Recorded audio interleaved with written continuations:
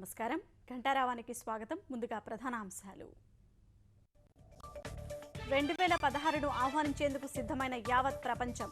3 గంటల ముందే సిడ్నీలో సంబరాలు.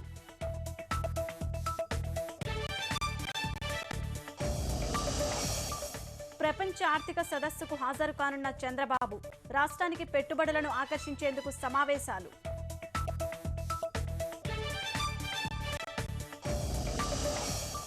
ప్రస్తుత విద్యుత్ ఆర్థిక లోటు 5,148 కోట్లు.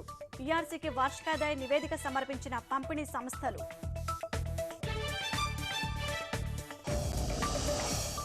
ఆసియాలోనే పొడవైన వేలాడే వంతెన ప్రారంభం.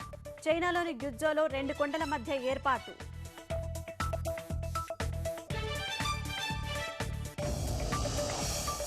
ఐసీసీ టెస్టు ర్యాంకింగ్స్ లో నిరాశపరిచిన భారత బ్యాట్స్మెన్. 20 మంది జాబితాలో రహనే ఒక్కడికే స్థానం.